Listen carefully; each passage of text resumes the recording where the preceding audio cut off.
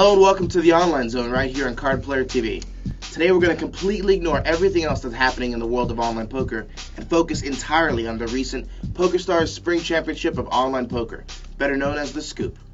Before we get into the main event, let's take a look at the $25,000 heads-up no-limit hold'em winner, Michael Scams Turiniak.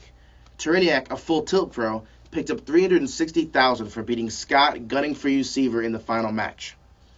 Other notable winners from this weekend included Kevin Saul, Sorel Mizzi, Steve Sung, and Jason Somerville.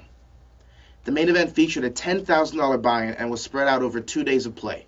A total of 615 players entered, but it was Ryan Toe Tag You Fair who came out on top. Fair picked up $1,162,000 for defeating Christopher Sumpus Thorson heads up. After all the events had been played and all of the points had been tabulated, it was determined that Jorj95 Lind was the player of the series.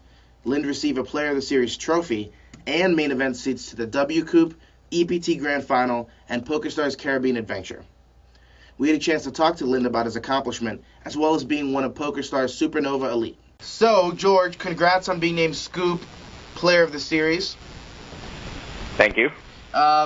Now, you get a couple perks for winning that. You get the trophy, of course, which I'm sure is the biggest thrill for you.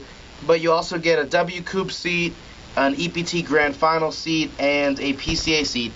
But, of course, you don't really need those because you already have them for being a Supernova Elite. What happens when you win two of something? Actually, I'm not even sure. I figured they would figure that out eventually. But it's a pretty good problem to have, I guess. Maybe they just roll it over to the next year or give you cash or something? Or, yeah, maybe transfer it to a different package or something. I don't really know. I'm sure they'll figure it out, though. Now, let's talk a little bit about the Scoop. Very successful for you. 27 cashes. How many events did you play? I played all of them except for the 25K heads up, so however many there were minus one. Okay. I think it was like 100 and something.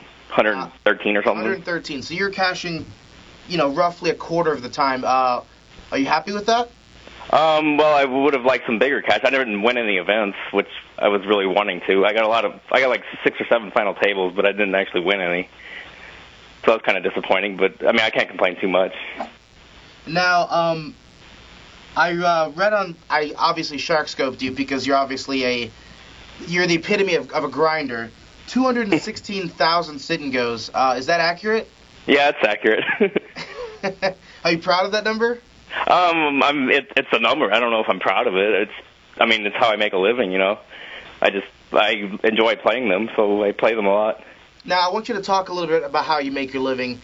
You make very good use of the PokerStars Player Rewards program, grinding up those VPPs and becoming a Supernova Elite. You've actually done it for the last 3 years. Can you talk about your typical schedule? My schedule? Well, actually, I've been a Elite this is the 4th year in a row. But my schedule, I just play, I don't have that much of a schedule. I just play whenever I feel like, but there's certain days I play more because games go more, because they have the satellites for the bigger events on Tuesdays and Sundays, so I always play those days. And other than that, I just kind of play whenever I feel like. Now, on other sites, people are described sometimes as being rakeback pros. Would you say that's a fairly accurate description of you on Stars? Well, in a way, I guess. I make a lot from rakeback, but I also make a lot off the games, too. In fact, I've made probably, the last 2 years, I've made way more off the games than I have off rakeback. That's so sick, because I've read somewhere that you don't even play cash games, like not one bit. It's just strictly sit and goes, hyper turbos, and those satellite seats. Yeah, it's just what I'm good at right now. I kind of want to play cash games sometimes, but it just seems silly from a financial perspective right now, just because I'm doing so well in the sit and goes. Just seems silly to change anything up right now. Now, do you mind disclosing you hold the record for most VPPs in 1 year with a little over $3 million, is that correct? Yeah, that's correct. $3 million and 10, I believe it was, in 2008. Now, those obviously have a cash value. Do you do anything else with them? I enter a lot of tournaments, like World Series tournaments or NAPTs, EPTs, whatever. That's mostly what I use them for. So you didn't pull a Dario and get yourself a Porsche? Well, actually, I bought my wife's car last year with the FPP's Infinity EX. How many points did that cost you? I don't even remember. Probably, I would guess $1 million or so. I don't even remember, to be honest. Probably more than $1 million, actually. I don't remember anymore. Now, for those who don't know at home, it takes the average grinder till like December to make Supernova Elite. And for the past couple of years, you've been doing it in what I got here, May. You did it. You hold the record. You did it by May 18th. No, March 18th actually. March, even more ridiculous. Like, is anybody even close to your level? Well, one guy this year is right next to me. I'm at like 1.5 something. He's at 1.4 something this year. But like in 08, I was way ahead of everyone, I'm pretty sure. But we're talking about May at this point. I mean, people work so hard just all year long to get this, and you're doing it in half the time or less. Well, I just play bigger games. That's all it is. I play 20 tables of really big games. It just generates a lot of rake, and obviously you get a lot of points for that. And I've heard you actually do this Sean Deeb style just on a single laptop. Yeah, it's just a 15-inch laptop. I just stack all the tables on top of each other. I can't even imagine. I see all these setups with 30-inch monitors, or 4 of them or whatever. It just seems like it would hurt my eyes after a while moving around. If I have them in one stack, I just look at the same spot the whole time. That's crazy, man. Well, also, congratulations on being named a Team Pro Online member for PokerStars. Thank you. What are the responsibilities that go along with a job like that? Well, obviously I'm supposed to promote PokerStars whenever I talk, or whatever. PokerStars. Just making a name for myself. There's not like specific responsibilities. It's just promoting, being a good representative of PokerStars. I'm sure they were happy you won Scoop Player of the Series as well. Yeah, I'm sure they weren't disappointed. And right behind you, I think, was George Danzer was pretty close up there, and he's also a Team Pro. So yeah, he got like 4th or 5th if I had to guess. He was pretty high up there, yeah. Man, now I know you played pretty much every event at the World Series last year. Yeah, I played too many. That was the problem. I'm sorry? I played too many. That was the problem. I didn't cash in any, so I had plenty of opportunity to play the next one. Now, I heard you're also going to be trying for the 50K event this year. Yeah, I played it in 08 also.